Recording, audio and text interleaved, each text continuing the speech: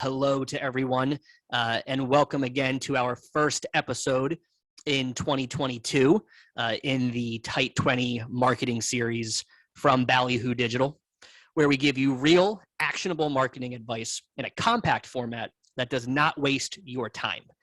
Today, I am your moderator. My name is Brian Petrovich. In today's episode of the Tight 20 marketing series, we discuss how your website is only as good as your content. And the same can be said for your SEO. In this episode of the Tight 20, we talk about what valuable content is, how to create it, and how to make sure it shows up in search results. We will also have a brief Q&A at the end, so please submit any questions via chat, and we will do our best to answer them as clearly as possible. Now, without further ado, I would like to introduce the founder and owner of Ballyhoo Digital, Scott Hicks.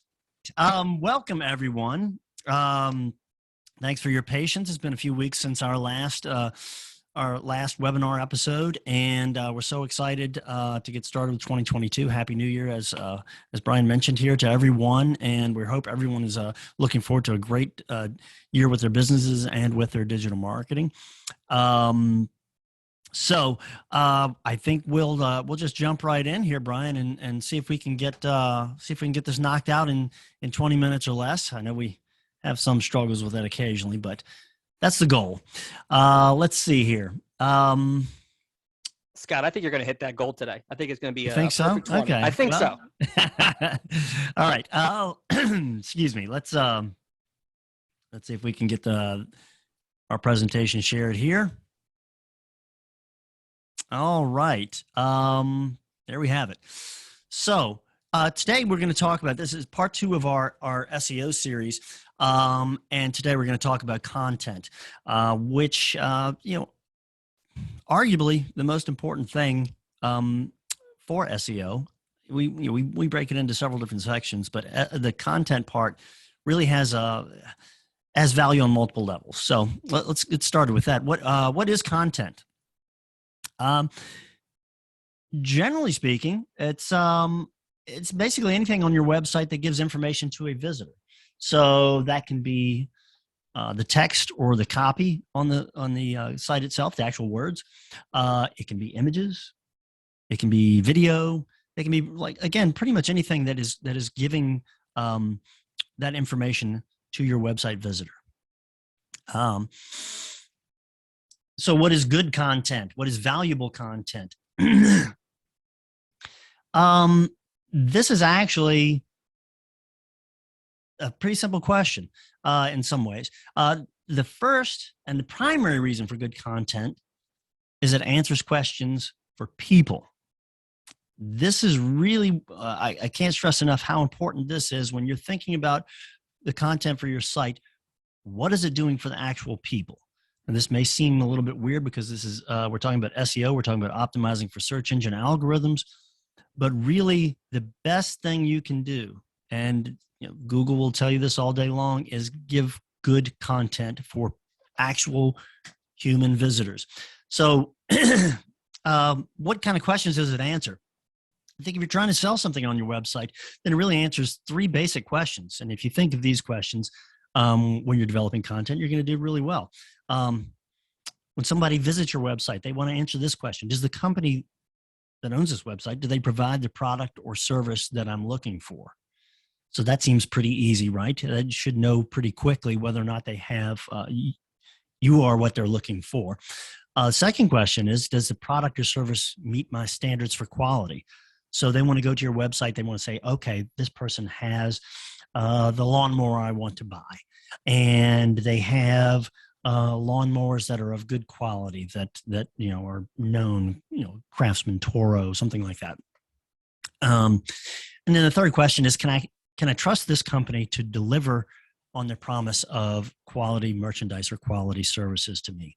And that's a really, it's easy enough to find somebody to sell you a product or a service, but establishing that trust is a really important part of that. And you do that through content. You do that through how you're presenting information to your audience. And the faster you're able to establish that trust, the faster they're going to react, the faster they're going to pull the trigger on purchasing something from you. So that is primary. Again, write this down, circle it, star it, highlight it, put glitter on it. You want to answer questions for people first and foremost.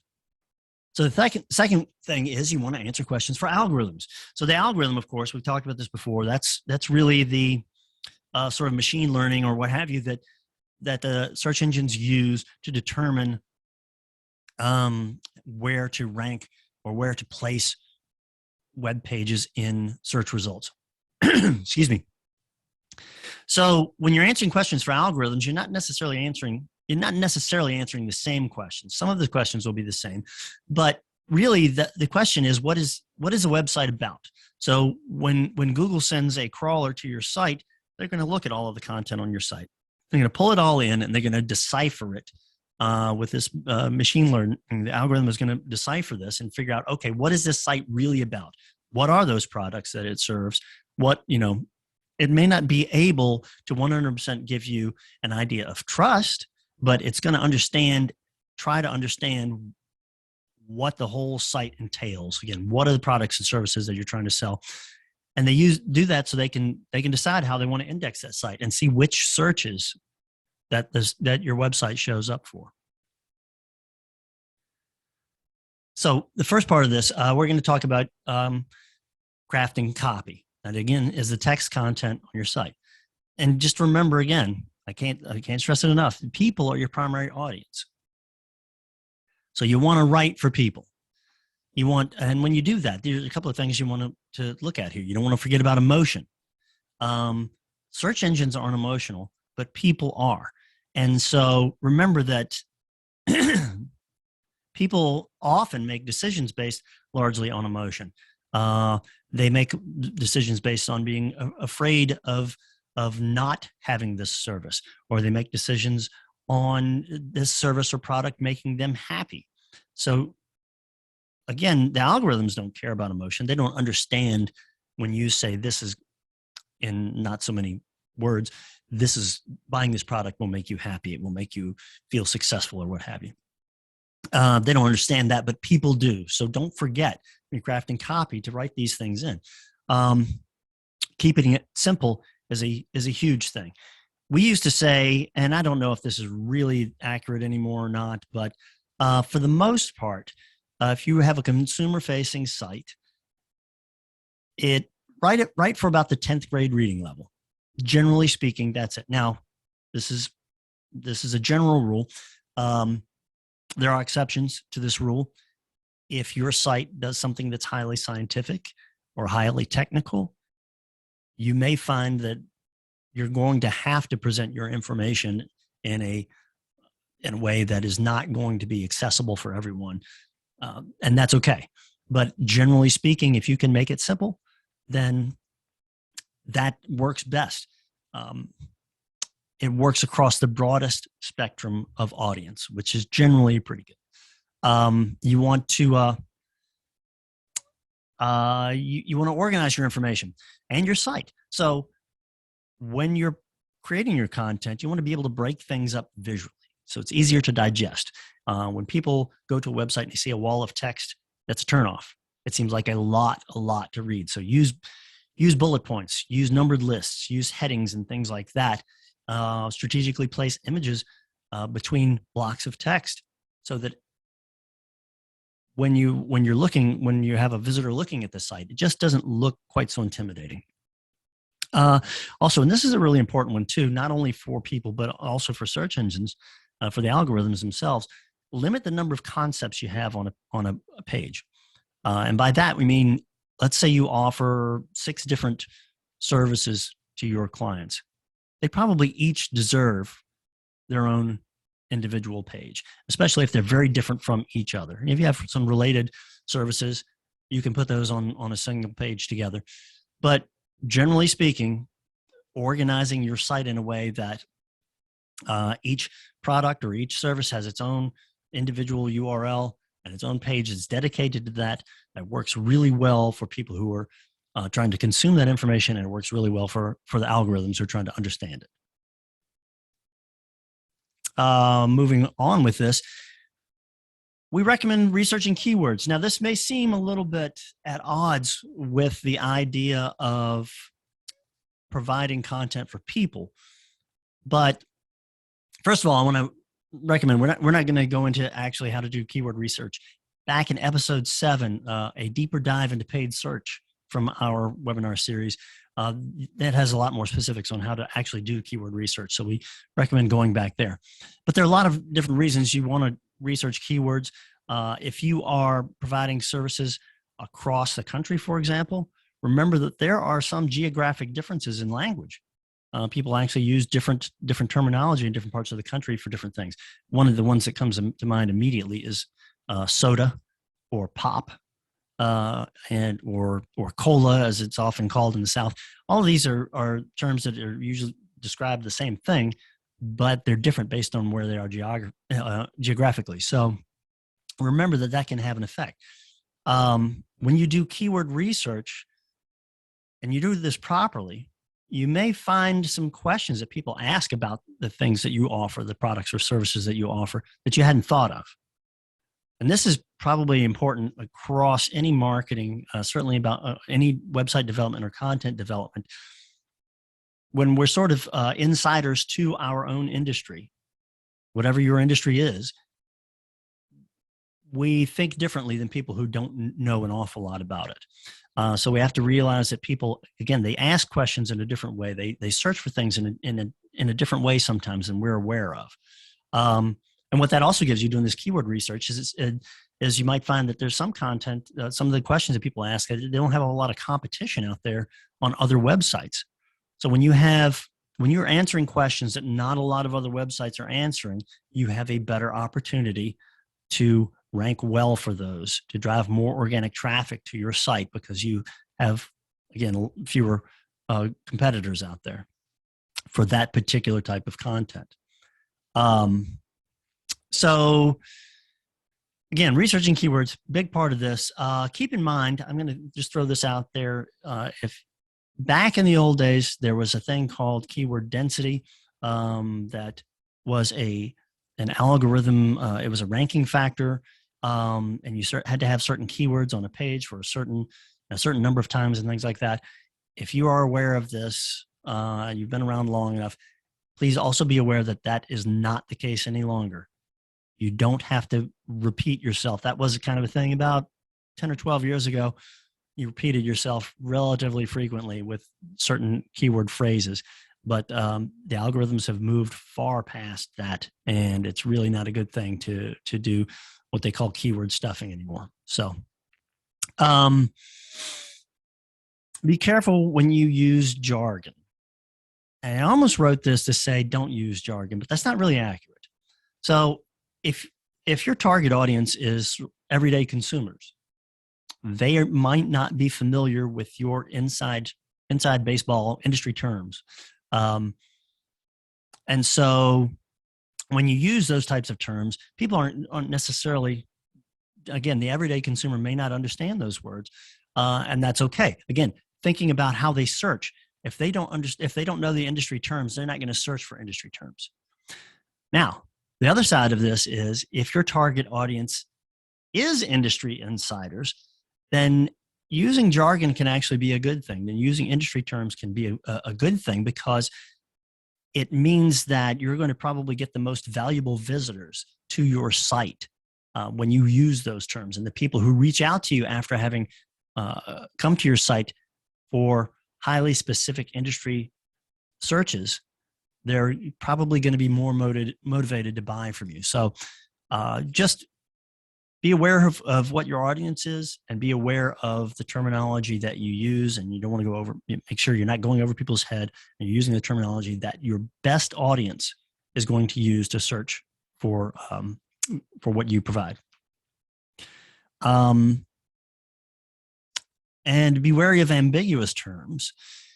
This is I've been using this example for a long time, and I'm not sure it's a great example any longer, but we'll use it anyway. Let's say you're searching for a wedding band. What does that mean? Well, it can mean two things. It can mean you're searching for a group of musicians who are going to play at your wedding, or you're searching for a ring, So those are ambiguous terms. If, let's say, you happen to sell wedding bands, the actual jewelry, well, you want to make sure that you have other phrases within your site, of course, that it can be like rings or jewelry or something like that, that disambiguates those terms. So just be careful about things like that. There are plenty of them out there. There are plenty of examples, but you want to clarify your intent as much as possible. And write enough, but not too much. How much is too much? I'm going to harken back to writing essays in college or high school. How much were you supposed to write? How many words should we write? And the answer is always until you're finished, until you've got your point across. And that's really what it is here. You want to write enough to get your point across. You want to be succinct. That is, you want to avoid fluffing up content with unnecessary words. You don't want to have a lot of text just for having a lot of text. Get your point across, get your description across as quickly and easily as possible, and let it go with that. Now, there is sometimes a correlation for longer pages that have a lot of content on them, that and rankings. But again, you can't, the thing to avoid is writing extra copy when it's not necessary. Don't just keep dragging on when you've made your point. So images, we talked about this as another type of content. Images are a really great way to connect with emotion. You can use them to tell a story. I think that's one of the more important things that you can do. You can go to any number of websites, see smiling people. That's a connection with emotion. The subtext there is that you're getting people to tie together doing business with you with a happy experience or something that's going to bring them pleasure. And that's a really great thing to do. These are generally a lot of background pictures, or that just sort of set the tone of your site. But there's other types of images as well that we recommend. Informational images. We're talking about things like graphs, charts, and pretty much anything that has to do with money. That's money images are very powerful. People almost always think about money. So if there's a way you can show how much you'll save, how much your customers save by using your services, or how much money they'll make by using your services, those are great things to show as well. But the idea is to get across information as much as possible, and different formats, graphs and charts and things like that, help do that. And remember back when we said it's best to break up that sort of wall of text as well, with things like images that will make it a little easier to digest. And so here's the question: is what do search engines understand about images? To some degree, they understand the content of images. To some degree, and that's something that is going to it's going to be a bigger part of things. Where basically, if you've ever used Google Lens, for example, you know that you can take a picture of a plant, let's just say, and Google is able to identify that plant. Now, does it really understand what that is, or is it associating that similarities in that images to similarities in another image that is associated with text that describes that image? Well, and again, that gets a little bit deep. At the moment, I don't think there's a direct connection between the content of images and the real understanding of that image to algorithms. So one of the things that you can do, and you have to do for SEO, whenever you have an image on your website, you want to use what's called alt text. That's actually it's part of the tag that just shows up on the backside of the website. If your image doesn't load, the alt text actually shows on the screen, and what that is a description generally of what that image is. But that's a big thing for SEO, and one of the best ways that you can help algorithms understand the content of your image. What's the value of video? That's pretty valuable. For a lot of people, it is their preferred medium. So remember this is an important thing. every type of content that you can put on your site appeals to someone more than another type. So for example, I like to read. I like text a lot. I like copy. A lot of people like video because maybe they feel like it's a faster way for them to absorb information than reading. And again, things like infographics and whatnot, those are all just different ways of presenting information to an audience and hoping that it connects with one member of your audience. So video is just another one of those. What about the quality of your videos? People ask this a lot because professional quality videos, I think they're getting less expensive because everybody's got a very high quality camera right there in their pocket. They're doing great stuff with, you can shoot an entire movie with an iPhone. So, but still there is a question about cost for professional quality videos sometimes. And I can just say that I think a professional quality video is generally best for most websites.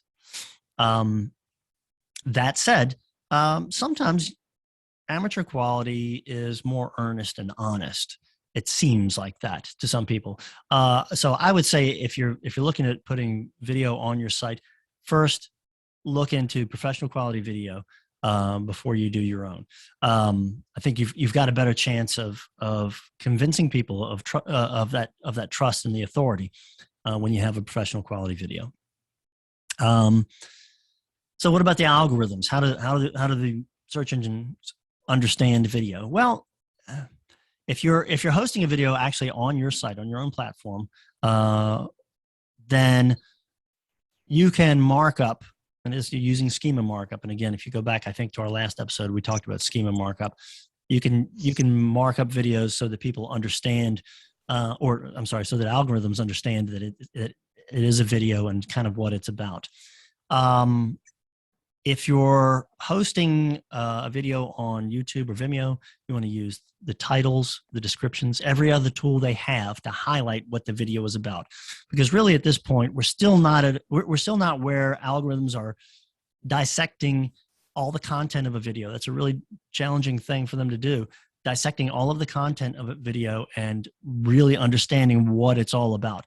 So there are a lot of tools that will allow you to tell search engines, again, using those ones on YouTube or using schema markup on your own site that indicate to search engines and to crawlers what those videos are about. All right.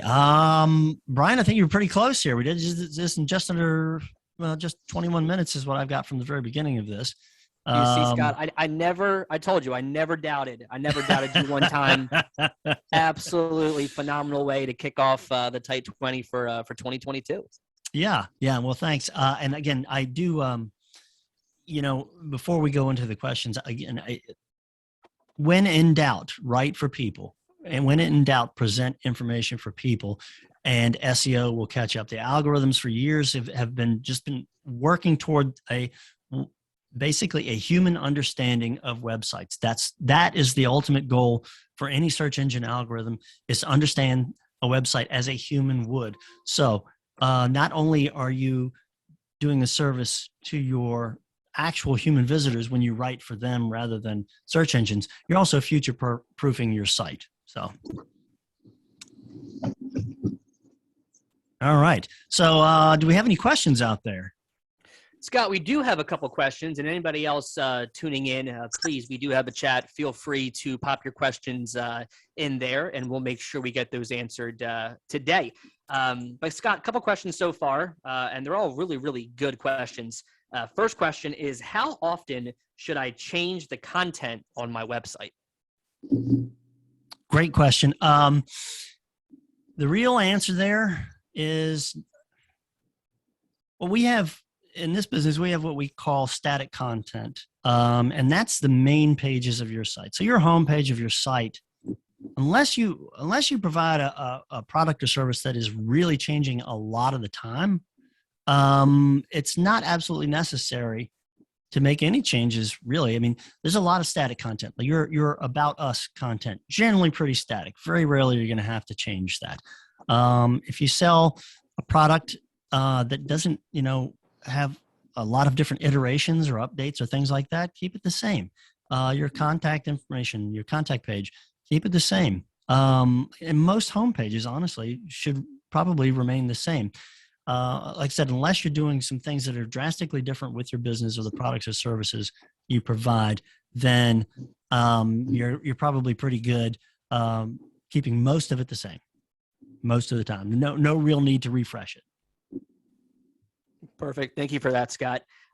Next question. This is a very interesting question. Does duplicate content harm your website ranking? It can cause challenges. So there's two types of duplicate content out there. One type of duplicate content is duplicated content on your own site.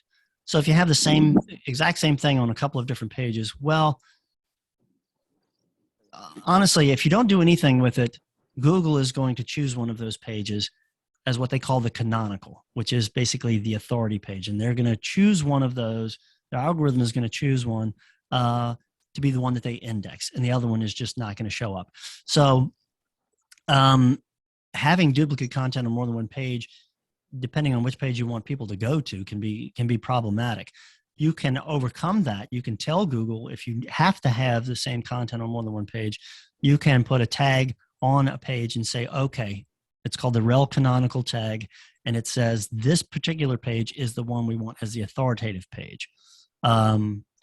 So now the other type of duplicate content is where you're duplicating content from someone or somewhere else. The most common example I think about this, we're not talking about plagiarism. I mean, if you are plagiarizing from someone, we recommend you don't do that.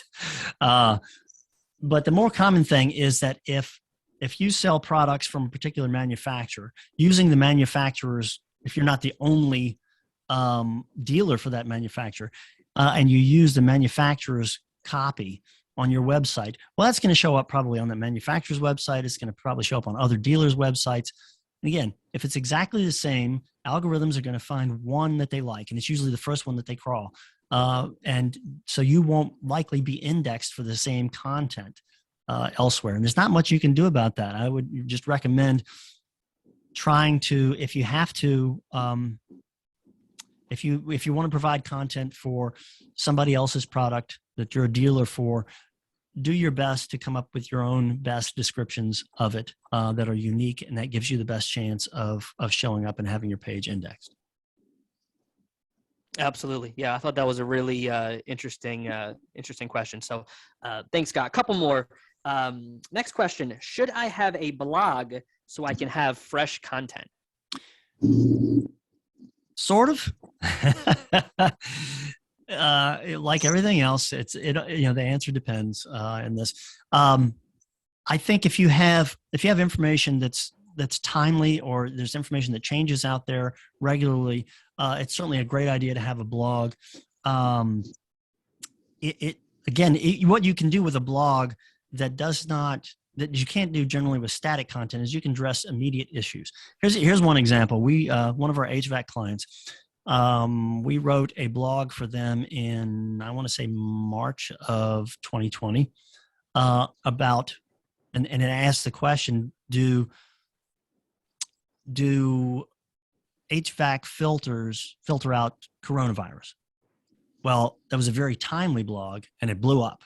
I mean, it was number one in search, drove thousands and thousands of visitors from all over the country to our HVAC client, which sounds really cool, and it was really cool to see something like that blow up. But it's a great example of addressing something, an immediate question, or a question that's very timely and may not be a question at some point later.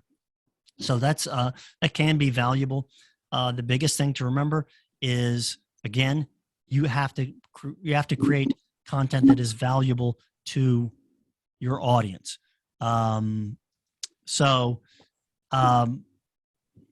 If you don't write a blog just to write a blog, make sure that it's answering questions for folks. You can answer more specific questions that people might have, like that one about HVAC, for example. That's a good use of a blog, but it's not absolutely necessary. And avoid using blogs or writing blogs if you don't really have anything to say. Perfect. All right, Scott, I got one more for you, and this Okay. is another good one.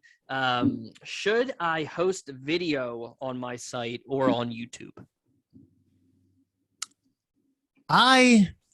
If I'm choosing between the two, generally YouTube. I like YouTube. It really shouldn't have a bearing on SEO overall. However, if you're, and you can choose Vimeo too. Vimeo is another great place to host, but I generally prefer YouTube because I mean it's the biggest and the best. But I would say if you have the opportunity, go ahead and host it on YouTube. Number one, it's going to be it's not going to take up the resources of your site or your server that your site resides on. And number two, you're going to get some incidental traffic on YouTube from that. Just people who are not searching necessarily in Google, but maybe searching within YouTube itself, they're going to find your site. It's going to be a recommended video at some point. So I think really the value in that is that you can get some additional traffic, outside of general search engine results if you're hosting on YouTube. I think that probably should answer, I'm guessing. Sorry, Scott. I think I lost internet connection there for a second. Oh, that's okay. I thought you were waiting for more. Yeah. No, that is going to be, gotta love technology. That is going to be it for the questions today. All right, terrific. Well, listen, I just want to thank you, of course, Brian, for moderating here. I want to thank everybody who came out, the returning visitors and the new ones who came out to this. We're going to put this on our YouTube channel, as a matter of fact. So this will be up within the next couple of days, and we'll be reposting it on LinkedIn shortly thereafter. If you guys have any questions or anything about this webinar or digital marketing in general, please feel free to reach out to us. You can go to ballyhoodigital.com and fill out a form and send it to us there, or reach out to us on LinkedIn. And so we'll have, in about 3 weeks, we're going to do the next episode of this webinar on series on SEO, and we'll talk about link building and the value of links for your website, backlinks for your website. And so we'll see you in a couple of weeks. Thanks again, everyone.